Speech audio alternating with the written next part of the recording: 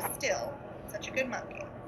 So this is about Curious George, and if you've never seen a movie about Curious George or read a book about Curious George, he's a really good little monkey and always very curious.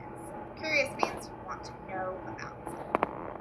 So here's the front of the book, and here is the back of the book. And this one is from our library here at school. It was harvest time, and Mr. Rankins needed help picking his apples. George and his friend, the man in the yellow hat, were happy to lend a hand. Orfoot! Mr. Rankin explained that they needed to collect every apple.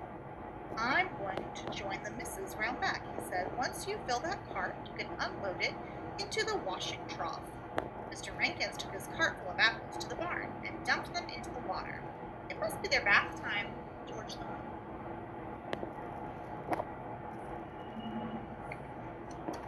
George climbed up the branches, collected the shiny red apples in his friend's hat, and put them into the cart. What fun! High up in the tree, he saw Jumpy Squirrel picking apples.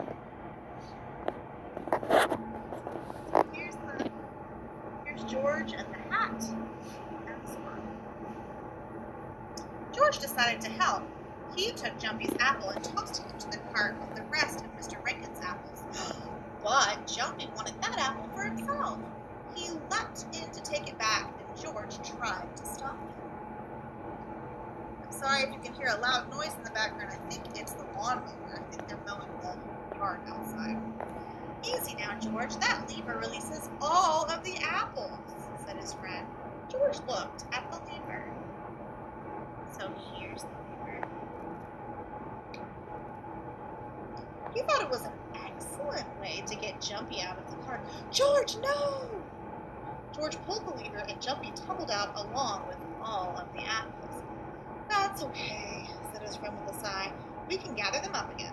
But Jumpy had found an apple and he ran to hide it in the barn. George decided to follow.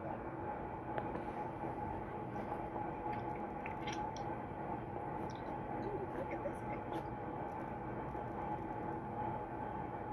George looked around the inside of the barn and wondered. There were all sorts of things to climb on and to swing from. It must be some kind of monkey playground. But George was not here to play. He had to get that apple from Jumpy. If only it weren't so dark in here. He found the light switch and flipped it. I wonder if it's really the light switch.